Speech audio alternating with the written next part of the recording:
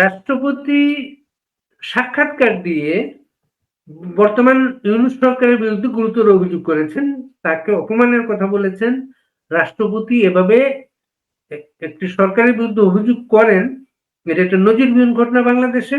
এই রাষ্ট্রপতিকে ইউনূস প্রশাসন মব সৃষ্টির মাধ্যমে অপসারণের চেষ্টা করেছিল, সেখানে তার কামিয়াব হতে পারেনি। তফসিল ঘোষণার পর রাষ্ট্রপতির এই যে সাক্ষাৎকার, সেটা এখন চারদিকে আলোচনার সৃষ্টি করেছে, এবং এর প্রতিক্রিয়া কোথায় গিয়ে দাঁড়াতে পারে এসব বিষয়ে আমরা কথা বলবো তাৎক্ষণিক আমাদের বন্ধু সাংবাদিক নজরুল কবিরের সাথে। নজরুল কবির, আপনাকে শুভেচ্ছা। অনেক ধন্যবাদ বাড়ি ভাই। অত্যন্ত দুঃখ ভারাক্রান্ত এবং সংক্ষুব্ধ মনে আজকে এই মুহূর্তে অন্তত আপনার সামনে কথা বলতেছি, কারণ আপনি ইতিমধ্যে যে প্রসঙ্গটির কথা বলেছেন, বাংলাদেশে এই ধরনের ঘটনা নজিরবিহীন। সাধারণত সামরিক সরকারদেরকে আমরা দেখেছি, অর্থাৎ যারা পরবর্তীতে সামরিক শাসন জারি করেছে বা সামরিক সরকার যারা, তারা রাষ্ট্রপতির সঙ্গে এরকম দুর্ব্যবহার করেছে, অথবা বাংলাদেশের দুইজন রাষ্ট্রপতিকে হত্যা করেছে। কিন্তু একটা সিভিল গভর্নমেন্ট, মানে সিভিলিয়ানরা দের নেতৃত্বে যে গভর্নমেন্ট, এবং যেটা নির্বাচিত সরকার নয়, সেই সরকার একজন নির্বাচিত রাষ্ট্রপতিকে এইরকম অপমান করতে পারে, মানে হিউমিলেটেড এই শব্দটি ব্যবহার করেছেন মহামান্য রাষ্ট্রপতি। এটি এক বিস্ময়কর ঘটনা। জি,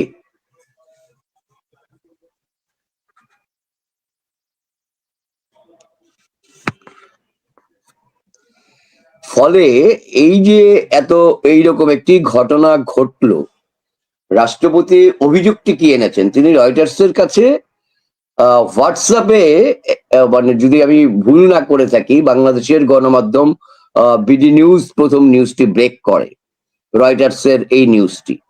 অর্থাৎ রয়টার্স কিন্তু এই ইন্টারভিউটি নিয়েছে আরো দুদিন আগে, কিন্তু আজকে এটি তারা প্রতিবেদন আকারে প্রকাশ করেছে এবং এই নিউজটি ক্যারি করেছে বিডি নিউজ প্রথম। ফলে সেইখানে যদি আমি বলি যে খুব বেশি বড় ইন্টারভিউ কিন্তু প্রকাশ করেনি, এবং সেটা বলা হয়েছে যে হোয়াটসঅ্যাপে নেওয়া হয়েছে। কারণটা বোঝা গেল, রাষ্ট্রপতি যখন বলছেন যে এই সরকারের দ্বারা তিনি কিভাবে হিউমিলেটেড হয়েছেন, তিনি একের পর এক উদাহরণ দিয়েছেন। তিনি বলেছেন যে রাষ্ট্রপতির ছবি রেওয়াজ অনুযায়ী বাংলাদেশের সকল হাই কমিশন ও দূতাবাসগুলিতে ব্যবহৃত হয়। আমরা এই ঘটনার কথা জানি, এমনকি রাষ্ট্রপতি প্রধান উপদেষ্টাকে চিঠি লিখেছেন, সেই চিঠিরও কোনো রেসপন্স পাননি, এই কথাটিও বলেছেন তিনি। এবং একই সঙ্গে আরেকটি অভিযোগ এনেছেন যে রাষ্ট্রপতির যে প্রেস উইং, সেই প্রেস উইংটি কেড়ে নেওয়া হয়েছে। কোড আনকোড বলছি, শব্দটি বলেছেন কেড়ে নেওয়া হয়েছে, অর্থাৎ এটি বিলুপ্ত করা হয়েছে। সেই রকম কোনো সাংবিধানিক কাঠামো থেকে রাষ্ট্রপতি একটা প্রেস উইং থাকবে, বা একটি রেওয়াজ মাফিক বা বিজনেস রুলস অফ বিজনেস অনুযায়ী সেই রকম কোনো জায়গা থেকে না করে সেটা কিন্তু কেড়ে নেওয়া হয়েছে, কথাটি অভিযোগটি তিনি এনেছেন। এবং রয়টার বলছে তারা প্রধান উপদেষ্টার প্রেস উইং এর সঙ্গে যোগাযোগ করেছিল, কিন্তু সেখানে তাৎক্ষণিকভাবে তারা কোনো সাড়া পায়নি তাদের কাছ থেকে।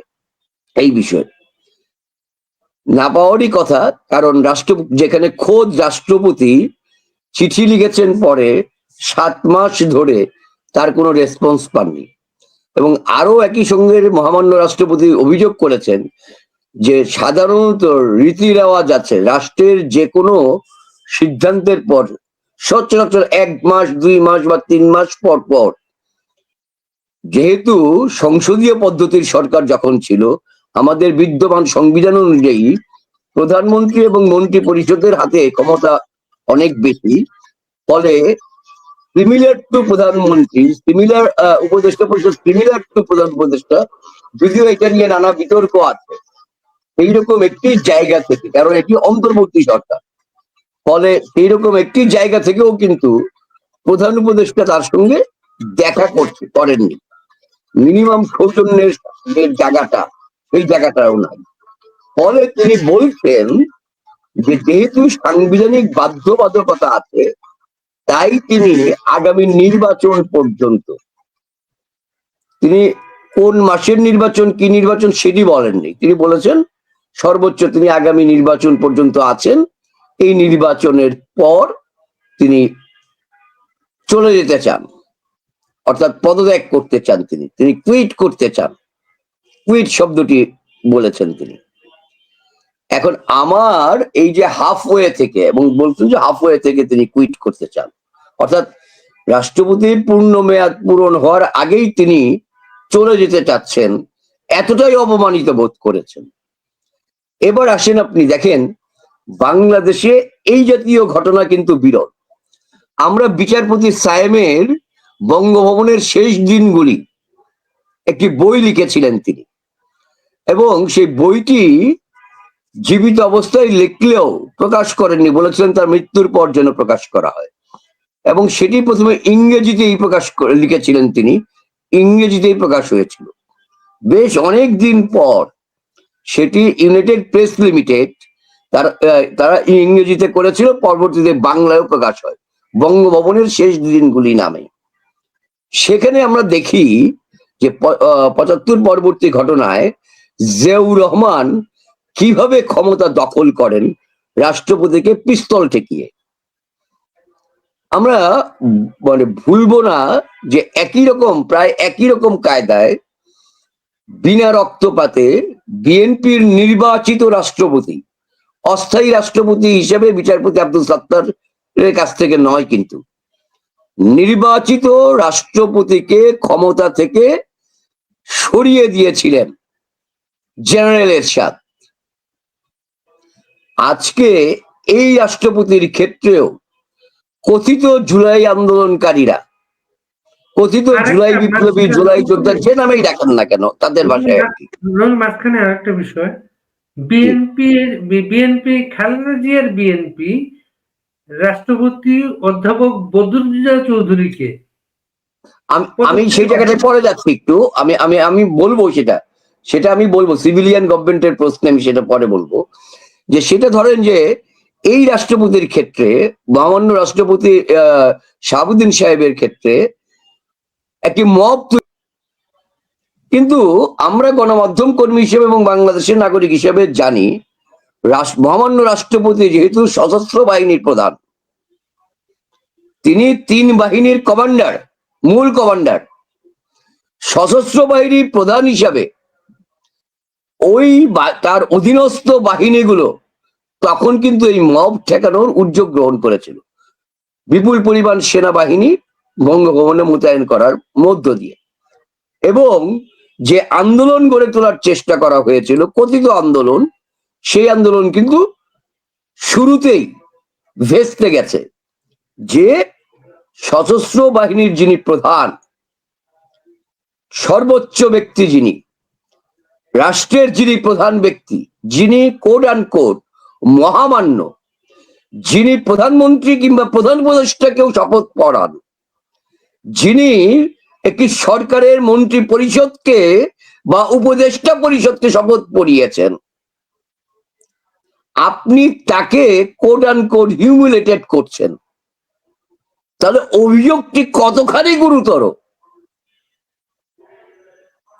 এই যে রাষ্ট্র কাঠামো, এই রাষ্ট্র কাঠামোর যে একটি বড় প্রতিষ্ঠান, সাংবিধানিক কাঠামোর মধ্যে সংবিধানের প্রথম পদ রাষ্ট্রপতি, এবং চূড়ান্ত বিচারে রাষ্ট্রপতির ক্ষমতা সংসদীয় পদ্ধতির সরকারে যতখানি আছে সেটা কিন্তু মারাত্মক। কারণ তিনি চাইলে যুদ্ধকালীন পরিস্থিতি, দেশের কোড অ্যান্ড কোড আপদকালীন পরিস্থিতিতে অনেক গুরুতর সিদ্ধান্ত নিতে পারেন। চাইলে, কোট আনকোট শব্দটি বলছি, দেশে বর্তমান যেই পরিস্থিতি, সেই রকম কোন পরিস্থিতিতে আমরা কিন্তু রাষ্ট্রপতি, মহামান্য রাষ্ট্রপতি শাহাবুদ্দিন আহমেদকে কোন ব্যবস্থা গ্রহণ করতে দেখি নাই। অর্থাৎ আমরা জানতেই পারতাম না যে তিনি মহামান্যরা, বরং আমরা অনেক সময় শুনেছি খবরগুলো, কিন্তু তিনি যে এই যে আমি 7 মাসও ধরি, এই যে 7 মাস ধরে তিনি অপমান বোধ করেছেন, অপমান বোধ করেও সংবিধানকে সমুন্নত রাখার জন্য তিনি দায়িত্ব পালন করে গেছেন, এবং তিনি সাংবিধানিক ধারাবাহিকতা রক্ষার্থে দায়িত্ব পালন করে যাওয়ার আকাঙ্ক্ষা পোষণ করেছেন যে নির্বাচনের পরবর্তী সময়ে তিনি আর থাকতে চান না। যদিও এই যে আজকে তফসিল ঘোষণা হলো, ফেব্রুয়ারির 12 তারিখে যদি নির্বাচনটি হয়েও যায়, তারপরেও কিন্তু এই রাষ্ট্রপতির মেয়াদ শেষ হবে না। পরবর্তী সংসদ বসে যে রাতারাতি রাষ্ট্রপতি করে ফেলতে পারবে তা কিন্তু নয়, কারণ উনার টেনিউর শেষ হচ্ছে না তখনও। শুধুমাত্র উনার টেনিউর শেষ হওয়ার সময় কিন্তু নতুন রাষ্ট্রপতি নির্বাচিত করতে হবে সংসদীয় পদ্ধতির সরকার ব্যবস্থায়, বিদ্যমান সংবিধানের ব্যবস্থায়। এবার আসেন, এই গুরুতর অভিযোগের পর নজরুল কবির অনেক দর্শক অনুরোধ করেছেন রাষ্ট্রপতি আসলে কি বলেছেন, হুবহু একটু নিউজটা ওনারা জানতে যাচ্ছেন। আপনি কি পড়বেন? আপনি বলে দেন বিবিডি নিউজ থেকে, আপনার জন্য সুবিধা, কারণ আমি এই মুহূর্তে মোবাইলে থেকে বের করে পড়তে গেলে। রাষ্ট্রপতি কি বলেছেন আমরা আপনাদের সাথে শেয়ার করছি। রাষ্ট্রপতি বলেছেন, আগামী ফেব্রুয়ারির সংসদ নির্বাচনের পর নিজের পদ থেকে সরে যেতে চান রাষ্ট্রপতি মোহাম্মদ শাহাবুদ্দিন। বৃহস্পতিবার তিনি এ পরিকল্পনার কথা জানিয়েছেন বলে বার্তা সংস্থা রয়টার্সের প্রতিবেদনে বলা হয়েছে। তিনি বলেন, মোহাম্মদ ইউনূসের নেতৃত্বাধীন অন্তর্বর্তীকালীন সরকারে তিনি অপমান বোধ করেছেন। রাষ্ট্রপ্রধান হিসেবে শাহাবুদ্দিন বাংলাদেশের সশস্ত্র বাহিনীর সর্বাধিনায়ক। এর বাইরে পদটি মূলত আনুষ্ঠানিক। দেশের কার্যনির্বাহী ক্ষমতা থাকে প্রধানমন্ত্রী ও মন্ত্রিসভার হাতে। রয়টার্সের প্রতিবেদনে বলা হয়, 2024 সালের জুলাই আন্দোলন ক্ষমতাচ্যুত হওয়ার পর প্রধানমন্ত্রী শেখ হাসিনা দিল্লিতে চলে যাওয়ার পর শাহাবুদ্দিনের অবস্থান গুরুত্ব পায়। সংসদ ভেঙে দেওয়ার পর শাহাবুদ্দিনই ছিলেন দেশের শেষ সাংবিধানিক কর্তৃপক্ষ।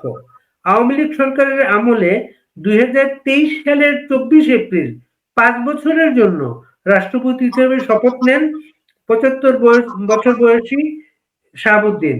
রয়টার্স বলেছে, বঙ্গভবন থেকে হোয়াটসঅ্যাপে তাদেরকে এ সাক্ষাৎকার দেন রাষ্ট্রপতি। তিনি বলেন, আমি বিদায় নিতে আগ্রহী, আমি এখান থেকে চলে যেতে চাই। নির্বাচন না হওয়া পর্যন্ত আমাকে দায়িত্ব পালন করতে হবে। সাংবিধানিকভাবে রাষ্ট্রপতি হিসেবে দায়িত্ব রয়েছে বলেই আমি এ অবস্থানে আছি। রাষ্ট্রপতি বলেন, প্রায় 7 মাস হলো প্রধান উপদেষ্টা মোহাম্মদ ইউনূস তার সঙ্গে কোনো ধরনের সাক্ষাৎ করেননি। তার প্রেস ডিপার্টমেন্ট কেড়ে নেওয়া হয়েছে। বিভিন্ন দেশের দূতাবাস থেকে নিজের ছবি সরিয়ে ফেলার কথাও তিনি বলেন।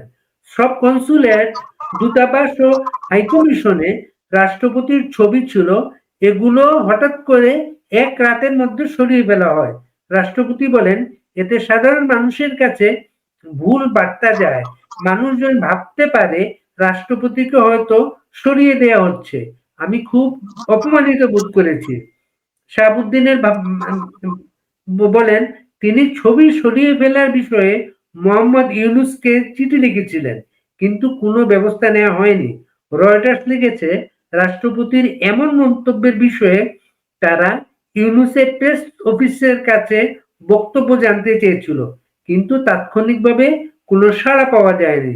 মোহাম্মদ আব্দুল হামিদের উত্তরসূরি শাহাবুদ্দিন বাংলাদেশের 22তম রাষ্ট্রপতি।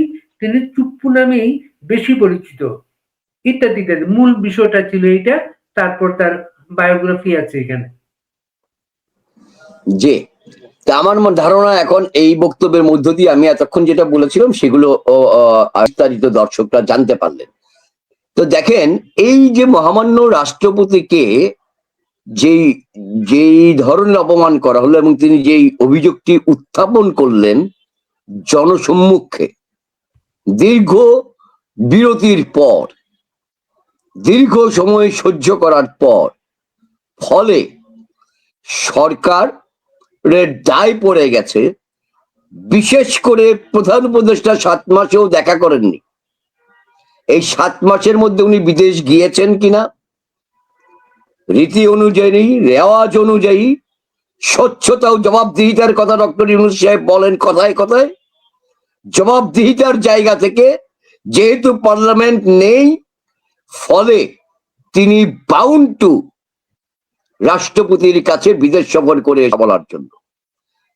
তিনি নন ডিসক্লোজার এগ্রিমেন্ট NDA সেটা নিয়েও ব্যক্তি পর্যায়ে মহামান্য রাষ্ট্রপতিকে অবহিত করার জন্য তিনি বাধ্য সাংবিধানিকভাবে, রাষ্ট্রের সামগ্রিক গোপনীয়তা রক্ষা করি। কারণ রাষ্ট্রের গোপনীয়তা রক্ষার শপথ তাকে পড়িয়েছেন যেই ব্যক্তি, তিনি মহামান্য রাষ্ট্রপতি। ফলে সেই জায়গাতে রাষ্ট্রের স্বার্থে, কোট অ্যান্ড কোট মানুষের কল্যাণের স্বার্থে, যদি রাষ্ট্র কোন রাষ্ট্রের সঙ্গে NDA করে, সেটি জানার এখতিয়ার আর কারো না থাকলেও মহামান্য রাষ্ট্রপতির রয়েছে।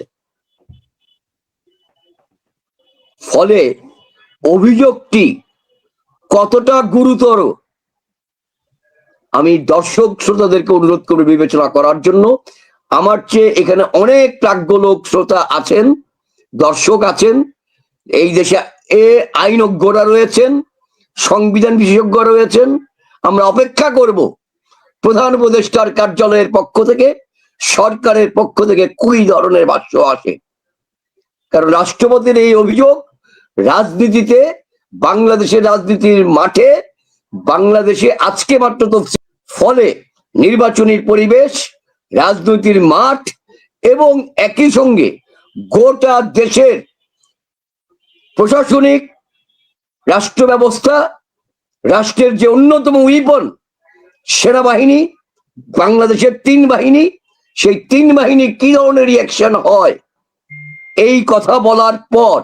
কারণ তাদের যে সুপ্রিম কমান্ডার, 3 বাহিনী সুপ্রিম কমান্ডার, তাকে অপমান করেছে যেই সরকারকে আবার বসানোর ক্ষেত্রে খোদ সেনাবাহিনীর ভূমিকা রেখেছে। ফলে নাগরিক হিসাবে বাংলাদেশের এবং একজন গণমাধ্যম কর্মী হিসাবে অপেক্ষায় থাকবো কি হয় এরপর। আজ এর চেয়ে বেশি আর এই মুহূর্তে বলতে চাচ্ছি না। সরকার আনুষ্ঠানিকভাবে এই ব্যাপারে কি প্রতিক্রিয়া দেয় সেটি দেখার জন্য। অনেক ধন্যবাদ নজরুল কবির। আসলে আমাদের সেই সময় পর্যন্ত অপেক্ষা করা উচিত। মহামান্য রাষ্ট্রপতি হচ্ছেন আমাদের রাষ্ট্রের সর্বোচ্চ প্রতিনিধি। আসলে আমরা অন্য কোনো ভাবে এখানে কোনো ধরনের মন্তব্য করা আমাদের সমীচীন নয়। আমরা তাকে একজন বীর মুক্তিযোদ্ধা হিসেবে শ্রদ্ধা করি। এই বিজয়ের মাসে তাকে স্যালুট। তিনি এমন একটা স্ট্যান্ড নিয়েছেন, অনেকেই বলছেন তাকে অপমানের বিরুদ্ধে স্ট্যান্ডটা আগেও নেওয়া উচিত ছিল নায়ক, কিন্তু সেনাকুঞ্জের অনুষ্ঠানে উনি যাননি কখনো বা যেতে পারেননি। ঈদের অনুষ্ঠান, বিভিন্ন জাতীয় অনুষ্ঠান, স্বাধীনতা দিবসের কুচকাওয়াজ বা বঙ্গভবনের যে সংবর্ধনা, সেখানেও কিন্তু প্রধান উপদেষ্টা বা তার কোনো উপদেষ্টা সদস্য সেখানে যাননি, অংশগ্রহণ করেন। অথচ তারা সবাই যে রাষ্ট্রপতির কাছেই সংবিধান অনুসারে শপথ নিয়েছিলেন। এভাবে তারা শপথ ভঙ্গ করেছে এবং রাষ্ট্রপতিকে অপমান করেছে, যেটা প্রতিফলন আজকে তার প্রতিক্রিয়া।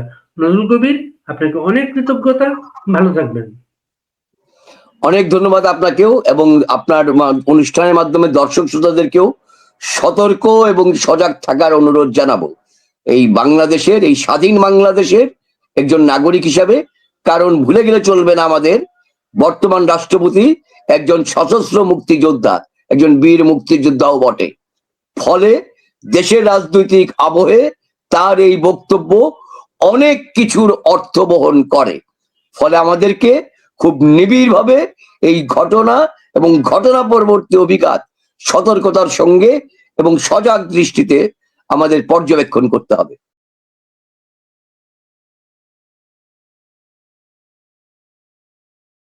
প্রণয় বর্মার কথাটা খুব তাৎপর্যপূর্ণ। তিনি বলেছেন কোনো কারণে ইতিহাসকে মুছে দেওয়া যাবে না। ফলে এই কথাটাও খুব তাৎপর্যপূর্ণ বলেছেন, এবং বলেছেন চায় বাংলাদেশে একটা স্থির, শান্তিপূর্ণ, স্থায়ী এবং ইনক্লুসিভ, সকলের অংশগ্রহণমূলক একটা বাংলাদেশ ভারত চায়। এই দ্বিতীয় ঐতিহাসিক যে কতগুলি ঘটনা, যেগুলো সিদ্ধান্ত, সেগুলো পাকিস্তানের বিরুদ্ধে, অত্যাচারী শোষক পাকিস্তানের বিরুদ্ধে যে পরাজয় ভারত জয় ছিনিয়ে এনেছিল মুক্তিযোদ্ধাদের সহযোগিতায়, তাকে ভুলিয়ে দাঁড়া দেবেন, তাদের তাদের বাস্কেটে সমস্ত ডিম রাখতে হবে, এটা হয় কখনো? সুতরাং দিনে দিনে প্রমাণিত হচ্ছে, দিনে দিনে এদের মুখোশ উন্মোচিত হচ্ছে। শেখ হাসিনা তো ভারতে আনুষ্ঠানিকভাবে এসছেন, ভারতের পার্লামেন্টে ঘোষণা করা হয়েছে তিনি এসেছেন, ভারতের পার্লামেন্টে বলা হয়েছে তাকে মানবিক কারণে আশ্রয় দেওয়া হয়েছে। তবেই তো ভারতের পার্লামেন্টে বলা হয়েছে। বাংলাদেশ তো কোনোদিন অফিসিয়ালি আসাদুজ্জামান কামালকে ফেরত দেওয়ার কথা তো বলেইনি। আসাদুজ্জামান কামালকে ফেরত দেওয়ার কথা উনি তো সঠিক কথাই বলেছেন, ভারত তো ঘোষণা করেনি যে আসাদুজ্জামান কামাল ভারতে আছে। জয়শঙ্কর আসলে কি বলেছেন এনডিটিভিতে, আপনি কিভাবে শুনেছেন বিষয়টা? জয়শঙ্কর পররাষ্ট্রমন্ত্রী গতকাল হিন্দুস্তান টাইমসের একটা লিডারশিপ সামিট ছিল, সেই সামিটে প্রধানমন্ত্রী নরেন্দ্র মোদী সন্ধ্যাবেলায় তিনি শেষ ভাষণ দিয়েছেন, কিন্তু তার আগে দুপুরে জয়শঙ্কর পররাষ্ট্রমন্ত্রী আমন্ত্রিত ছিলেন। সেখানে ভাষণ এবং উপস্থিত যত অতিথি ছিলেন, বিশেষভাবে আমন্ত্রিত অতিথি, তাদের অনেকে প্রশ্ন করেছিলেন তাকে। সেই প্রশ্নের জবাবে তাকে প্রশ্ন ছিল যে শেখ হাসিনা কতদিন ভারতে থাকবেন। তিনি তার জবাবে যেটা বলেছেন যে শেখ হাসিনা একটা বিশেষ পরিস্থিতিতে ভারতে এসছেন এবং তিনি ভারতে আছেন, এবং তিনি যতদিন চাইবেন ততদিন ভারতেই থাকবেন। মানে প্রকারান্তরে বুঝিয়েছেন যে শেখ হাসিনাকে আদৌ বাংলাদেশের হাতে প্রত্যার্পণ করা হচ্ছে না। এটা পররাষ্ট্রমন্ত্রীর ঘোষণা, মানে এটা সর্বশেষ সিদ্ধান্ত ভারত সরকারের। এবং বলেছে কারণ বাংলাদেশের সঙ্গে আমাদের সম্পর্ক আমরা স্বাভাবিক, আমরা তাদের চাই এবং করতেও চাই, কিন্তু কোনোভাবেই এই শেখ হাসিনার প্রসঙ্গটা এর সঙ্গে জড়িত নয়। ফলে যদি বলা হয় যে বাংলাদেশ এতকাল ধরে যে অপেক্ষা করেছিল যে জবাবের জন্য, সেই জবাব তারা পররাষ্ট্রমন্ত্রীর মুখ থেকে পেলেন। তো ফলে এখন তারা যদি জোর করে আবার এসব চিঠি চাপাটি লেখেন, তাহলে সেগুলো বাজে কাগজের ঝুড়িতে যাওয়া ছাড়া আর কোনো কাজ হবে না। এবং শুধু শেখ হাসিনার প্রসঙ্গেই প্রশ্ন হয়েছিল, কিন্তু তার সঙ্গে যুক্ত আর যারা রয়েছেন একইভাবে অভিযুক্ত, কামাল সাহেব যিনি স্বরাষ্ট্রমন্ত্রী ছিলেন, তার ক্ষেত্রেও একই জিনিস প্রযোজ্য। এবং এই অর্থে ভারত থেকে কাউকেই মানে জোর করে পুশব্যাক করে ঠেলে দেওয়া হচ্ছে না ওখানে। এটা যেন বাংলাদেশ না ভাবে, বর্তমান সরকারের কথা বলছি। এবং কালকের দিনটা খুব বিশেষভাবে গুরুত্বপূর্ণ ছিল। গুরুত্বপূর্ণ এই কারণে ছিল যে 6ই ডিসেম্বর ভারত স্বাধীন বাংলাদেশ সরকারকে স্বীকৃতি দিয়েছিল, এবং সৌভাগ্যক্রমে সেই দিনটা আমার জন্মদিনও ছিল। তো বাংলাদেশ থেকে প্রচুর শুভেচ্ছা পেয়েছি। এই অবস্থাতেও ওখানে অনেক শুভানুধ্যায়ী আছেন, তাদেরকে আমি তোমার মাধ্যমে তাদের কাছে আমার কৃতজ্ঞতা, অফুরন্ত ভালোবাসা পাঠাচ্ছি, যে তারা যেভাবে আমাকে শ্রদ্ধা জানিয়েছেন। আমি সত্যি খুব অভিভূত। কিন্তু যেটা দুঃখের বিষয় সেটা হচ্ছে যে ভারতীয় হাই কমিশন ঢাকায় গতকাল একটা অনুষ্ঠান করেছিল সেই দিনটি উপলক্ষে, এবং তাতে তারা বলেছিলেন যাতে প্রণয় বর্মার যে ভাষণটা আমি পড়লাম আজকে কিছু কাগজে, তিনি বলেছেন কোনো কারণে ইতিহাসকে মুছে দেওয়া যাবে না। ফলে এই কথাটাও খুব তাৎপর্যপূর্ণ বলেছেন, এবং বলেছেন চায় বাংলাদেশে একটা স্থির, শান্তিপূর্ণ, স্থায়ী এবং ইনক্লুসিভ, সকলের অংশগ্রহণমূলক একটা বাংলাদেশ ভারত চায়। ফলে ভারতের নীতি একদিকে যেদিন পররাষ্ট্রমন্ত্রী বলছেন, অন্যদিকে হাই কমিশনার প্রতিধ্বনি করছেন ঢাকায়। আমি দুর্ভাগ্যজনক দিয়ে শুরু করেছিলাম শব্দটা এই কারণেই যে দিল্লিতে বাংলাদেশ হাই কমিশন এই দিনটি উদযাপন করে। সুতরাং স্পষ্ট হয়ে গেল মেরুকরণটা। এখানে বসে বাংলাদেশের হাই কমিশনার ভারতের সঙ্গে সুসম্পর্ক রাখার প্রচুর জ্ঞানগর্ভ ভাষণ দিচ্ছেন, কিন্তু ভারতের সঙ্গে বাংলাদেশের সম্পর্কের কতগুলো মৌলিক ভিত্তি আছে, সেই ভিত্তিগুলোকে তিনি অবশ্য, আমি তাকে দোষ দেবো না, কারণ তিনি সরকারি কর্মচারী, তিনি যেমনটি নির্দেশ পাবেন, মানে ইউনূস সরকার তার পেছনের জামায়াত দক্ষিণপন্থীদের থেকে, সেরকমই নির্দেশ মেনে তাকে চলতে হবে তিনি যদি চাকরি করতে চান। তো এখন এই চাকরি করার কারণে তিনি ব্যক্তিগতভাবে অবশ্য আমি জানি যে 16ই ডিসেম্বরটা তিনি উদযাপন করবেন। 16ই ডিসেম্বর দিল্লির হাই কমিশনে উদযাপিত হবে। আমি জানি না শেষ মুহূর্তে বাতিল, বাংলাদেশে তো কুচকাওয়াজ বাতিল হয়ে গেছে। কিন্তু প্রণয় বর্মার কথাটা খুব তাৎপর্যপূর্ণ। ওখানে যাই হোক, ইতিহাস মুছে দেওয়া যাবে না। ফজলুল, বলো পরের প্রশ্ন। বিষয়টা হচ্ছে এই যে 6 ডিসেম্বর বাংলাদেশের জন্য খুব ঐতিহাসিক একটা দিন। সেদিন ভারত বাংলাদেশকে স্বীকৃতি দিয়েছিল। তো আপনি বললেন দিল্লিতে বাংলাদেশ হাই কমিশন এনে কোনো অনুষ্ঠান করেনি, এটা কি প্রথম না সবসময় একটা অনুষ্ঠান হতো দিল্লিতে সবসময়? না, অ্যাকচুয়ালি এই দিনটা আমার যতদূর মনে হয় সর্বশেষ শেখ হাসিনা প্রধানমন্ত্রী নরেন্দ্র মোদীর মধ্যে যে বৈঠক হয়েছিল সেটা 2022 সালে হবে। তখন সিদ্ধান্ত হয় যে এই দিনটাকে মৈত্রী দিবস হিসেবে পালন করা হবে। তারপর তো পালিত হতো, কিন্তু 2024 সালের 6 ডিসেম্বর পালিত হয়নি। 5ই আগস্টের পালাবদলের পর 24 সালে যেমন পালিত হয়নি, তেমনি এবছর 25 সালেও পালিত হলো না।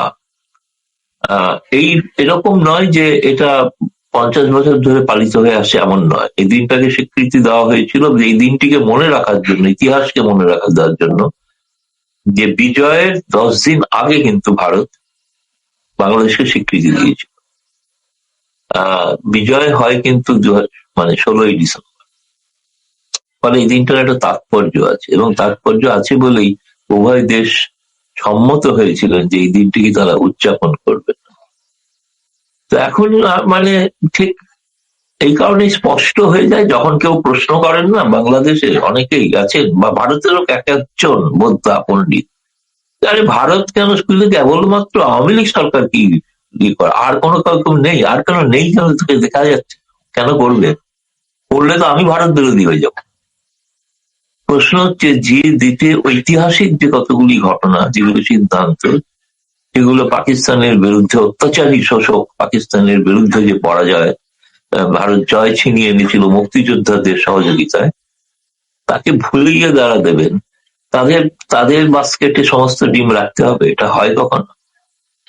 সুতরাং দিনে দিনে প্রমাণিত হচ্ছে, দিনে দিনে এদের মুখোশ উন্মোচিত হচ্ছে, আর অসহায়ের মতো বসে আছে। তারাও কিন্তু মুক্তিযুদ্ধে অংশগ্রহণ করেছিলেন, বিএনপির অনেক নেতা, তাদেরও অনেকে আছেন বীর মুক্তিযোদ্ধা, নেই তা নয়, কেবলমাত্র আওয়ামী লীগের ছিলেন তা নয়, কিন্তু তারা নীরব। কেবলমাত্র চুক্তিটা শেখ হাসিনার সময় হয়েছিল বলে তারা 6 ইতিহাসকে ভুলে যাবেন। তো ইতিহাসকে ভুলে যদি চান, তাহলে তারা মার্চ ভুলে যান, তাহলে তারা ডিসেম্বর ভুলে যান, তারা তখন সারা জীবনের জন্য মনে রাখবেন খালি জুলাই আর আগস্ট, যেটা একটা প্রতিবিপ্লব। সুতরাং এই প্রতিবিপ্লব আমি এই কারণে বলছি, আমি আওয়ামী লীগ শেখ হাসিনা পরাস্ত হয়েছেন সে কারণে বলছি না, আমি বলছি যে বাংলাদেশের একটা প্রগতিশীল সরকারকে উৎখাত করে দেওয়া, ভারতের সঙ্গে যাদের সুসম্পর্ক ছিল সেটা উৎখাত করে দেওয়া, সেটাকে যারা করেছেন সেটাই হচ্ছে প্রতিবিপ্লব, সেটা বিপ্লব না। ওটাকে বিপ্লব যখন আমি বলি জুলাই প্রতিবিপ্লব বলে বলি।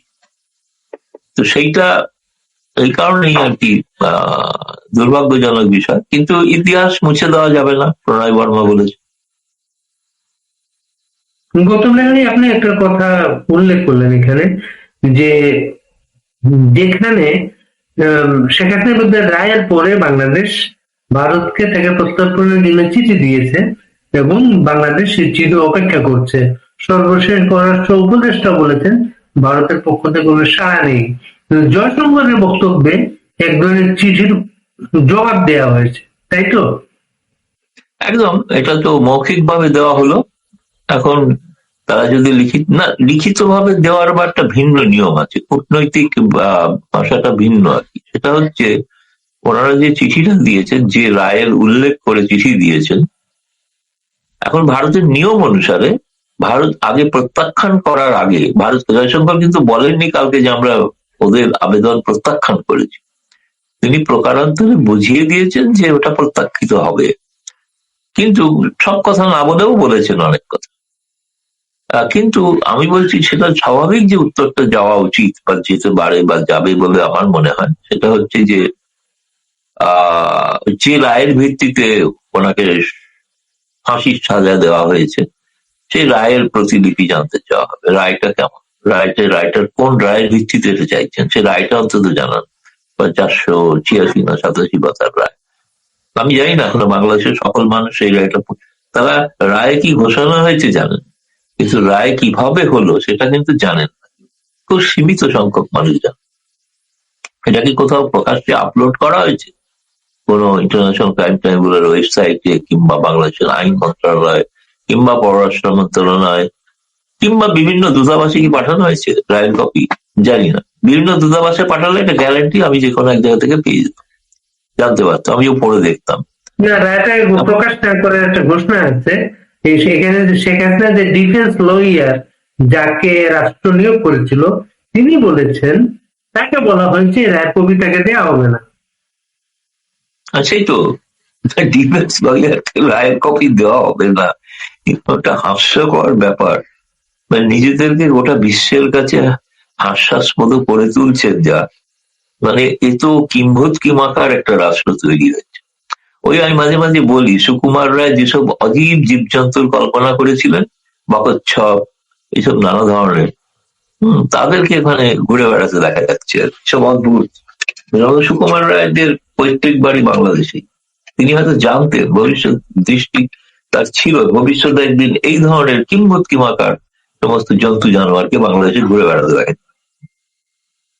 জয়শঙ্কর কালকে যে অনুষ্ঠানে প্রশ্নের উত্তরে এই কথাটা বলেছেন, এই অনুষ্ঠানে এই ধরনের প্রশ্ন আসে, প্রশ্নের টোনটাও কিন্তু এরকম, ভারত কতদিন তাকে এখানে রাখবে বা রাখবে না, এই জন্য প্রশ্ন আসার কারণটা আপনি কি মনে করেন?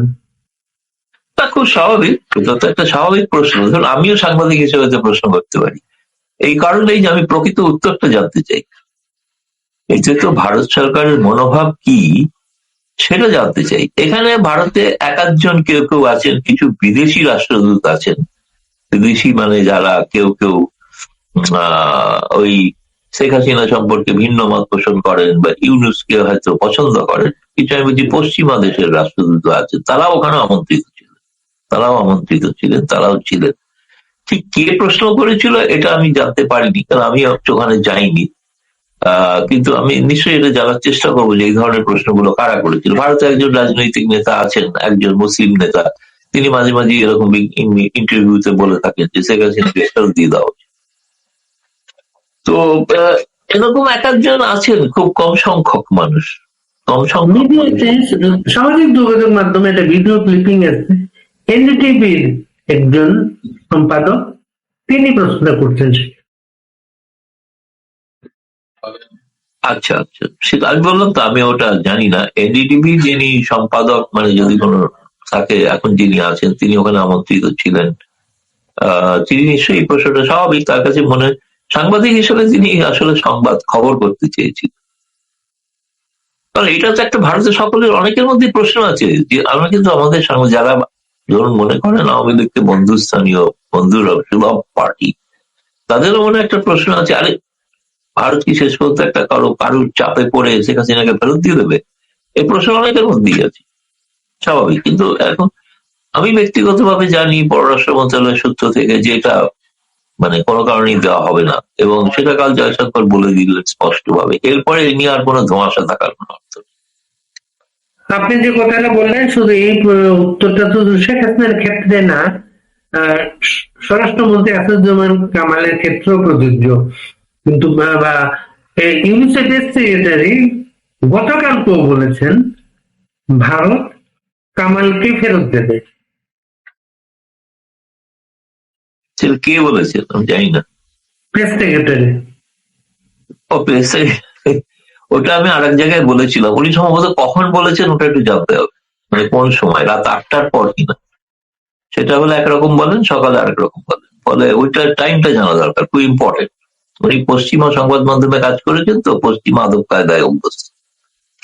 তো উনি যেহেতু, আমি আগের দিন একবার ওনাকে খণ্ডন করে বলেছিলাম যে, আচ্ছা ওনাকে তো প্রথম কথা, উনি কি তৌহিদ হাসানের পদত্যাগ চাইছেন পররাষ্ট্র উপদেষ্টার? আমার মনে হচ্ছে ওদের মধ্যে না ঝগড়া লেগে গেছে, এইবার কিন্তু ঝগড়াটা জোরদার লেগেছে। কারণ ওই কথাটা বলার পর তৌহিদ হাসান বললেন আমার কাছে এরকম কোনো খবর নেই। পররাষ্ট্র উপদেষ্টা তিনি একজন সিজন ডিপ্লোম্যাট এবং খুবই অভিজ্ঞ, এবং ভারত বাংলাদেশের সম্পর্ক তিনি অনেক ভালো জানেন প্রেস সেক্রেটারির থেকে। তো প্রেস সেক্রেটারি বেশি জানেন না তৌহিদ হাসান বেশি জানেন? তো উনি তো কালকে যেটা করেছেন, এটা হচ্ছে আমার বলতে খারাপ লাগছে যে তৌহিদ হাসানকে একটা চপেটাঘাত করেছেন, যে এই তুই কিছু বুঝিস না রে, আমি যা বলছি সেটাই ঠিক, মানে এই তুই তো কারিতে নেমে এসছে ব্যাপারটা। খুব বিখ্যাতজনক। এরকম একটা সিজন ডিপ্লোম্যাট বলার পরেও আবার প্রেস সেক্রেটারি যদি বলে থাকেন, তাহলে বুঝতে হবে যে ওই পররাষ্ট্র উপদেষ্টার কোনো কথা নয়, প্রেস সেক্রেটারি কথাই কথা। এখন উনি তো বলতে চাইছেন ওনার যেহেতু একটা মান সম্মান রাখতে হবে, তো উনি একবার বলেছেন বলে ওনার একটা নস্যাৎ করেছেন পররাষ্ট্র উপদেষ্টা, ফলে পররাষ্ট্র উপদেষ্টাকে আবার নস্যাৎ উনি করছেন। এরপরে তো আমি বাংলাদেশের সাংবাদিকদের অনুরোধ করবো আবার পররাষ্ট্র উপদেষ্টাকে জিজ্ঞাসা করুন যে প্রেস সেক্রেটারি কথার কতটা সত্যতা আছে। তৌহিদ হাসান সেটা ক্যাটাগরি করে বলেছেন এইভাবে, আসাদুজ্জামান কামালের লোকেশন তারা জানেন না এবং এই বিষয়ে কোনো তথ্য তাদের কাছে নেই। ঘটনা তো শেখ হাসিনা তো ভারতে আনুষ্ঠানিকভাবে এসছেন, ভারতের পার্লামেন্টে ঘোষণা করা হয়েছে তিনি এসেছেন, ভারতের পার্লামেন্টে বলা হয়েছে তাকে মানবিক কারণে আশ্রয় দেওয়া হয়েছে, তবেই তো ভারতের পার্লামেন্টে বলা হয়েছে। বাংলাদেশ তো কোনোদিন অফিসিয়ালি আসাদুজ্জামান কামালকে ফেরত দেওয়ার কথা তো বলেইনি।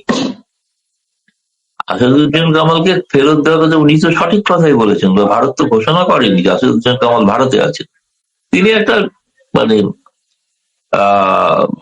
অজ্ঞাত স্থানে আছেন, অজ্ঞাত স্থানটাকে অনেকে অনুমান করেন কলকাতায় আছেন। আর বাংলাদেশের বহু সাংবাদিক ইত্যাদি যারা আছেন এখন অনেকে, তারা নিজেরাই সব ঘোষণা করে দেন যে তারা কলকাতায় অমুক জায়গায় আছেন, সেখান থেকে কথা বলছেন। কিন্তু সেটাও আসাদুজ্জামান কামাল ভাইয়ের খণ্ডন করা উচিত আর কি, যে তিনি আজও আছেন কি, আমি জানি না তিনি আছেন কি আছেন, আমি জানার চেষ্টাও করি না, কথা বলতে পারি তার সঙ্গে, কিন্তু সেটা তিনি একটা অজ্ঞাত স্থানে থাকার কথা এবং সেখান থেকেই আছেন, সেখান থেকেই যা যেটুকু কাজ করার করছেন। সে কারণে তোদের কথা বলেছেন। তিনি কি করে জানবেন যে ওই বাংলাদেশের কতগুলো সাংবাদিক লিখছে বলে তিনি জেনে গেলেন উনি আছেন ভারতে? ভারত সরকার তো এখন, ভারত সরকারকে প্রথমে ওনাকে চিঠি দিতে হবে, তার বিশ্বের 190টা দেশকে চিঠি দিয়ে বলতে হবে যে ভাই জানান কামাল ভাইকে আপনাদের ওখানে আছেন। এই 190টা দেশে চিঠি দিলে 190টা দেশ তখন জানাবে না আমাদের এখানে নেই, আমাদের এখানে নেই, আমাদের, এবং কেউ একজন বলবে হ্যাঁ বোধহয় ওনাকে খুঁজে দেখছি কোথায়। আসাদুজ্জামান কামালকে রায়ের পরে ভারতীয় অনেক মিডিয়া তাকে ইন্টারভিউ করেছিল, কিন্তু গত কয়েকদিন তার কোনো সারা শব্দ নেই। এটাকে অনেকে মনে করছেন তার ব্যাপারে কোনো ইনস্ট্রাকশন আছে কিনা, তিনি কথা বলছেন না। আপনার কোনো ধারণা আছে? না, আমার কোনো ধারণা নেই। উনি যা বলার বলেছে, নতুন কথা কি বলবেন আর? প্রতি মুহূর্তে ওই যে কথাগুলো ওরা বলছেন তার জবাব উনি দেবেন, সেটা তো উনি দিতে পারেন না, তাই না? আসাদুজ্জামান কামালকে ফেরত যদি চেয়ে থাকে, কার কাছে ফেরত চেয়েছে বাংলাদেশ সরকার, সেটা তাকে জানা দরকার। হনলুলুর কাছে, না সিঙ্গাপুরের কাছে, নাকি মালয়েশিয়ার কাছে? ভারতের কাছে কি চিঠি এসছে আমি তো জানি না। বাংলাদেশের পররাষ্ট্র মন্ত্রণালয় যারা কভার করেন, যে সাংবাদিক খোঁজ করা উচিত যে ভাই কামাল ভাইকে ফেরত দেওয়ার জন্য চিঠিটা কোথায় দিয়েছে, সেটা প্রেস। ডিসেম্বরের এই মুহূর্তটায় যেটা 6 ডিসেম্বর অতিক্রান্ত হলো, ডিসেম্বরের এই সময়টা বাংলাদেশের মুক্তিযুদ্ধের জন্য খুবই গুরুত্বপূর্ণ সময়। এই সময়ে রাশিয়াতে ছিলেন পুতিন, ভারত সফর করে গেলেন। ভারতের পরে রাশিয়া হচ্ছে বাংলাদেশের সেই বিরোধ শক্তি, সোভিয়েত রাশিয়া, যাদের সমর্থনের কারণে জাতিসংঘে বাংলাদেশের যুদ্ধ মুক্তিযুদ্ধকে থামিয়ে দেওয়া যায়নি এবং 71-এ সেরকম গুরুত্বপূর্ণ ভূমিকা রেখেছিল। পুতিন যখন ভারতে আসেন, তার এর আগে সোশ্যাল মিডিয়াতে অনেকের অনেক মন্তব্য প্রকাশ পাচ্ছিল, এটা কি আওয়ামী লীগ বা শেখ হাসিনার প্রতি কোন ধরনের ডেভেলপমেন্ট আপনি কি দেখতে পাচ্ছেন? না, কিছু দেখতে পাচ্ছি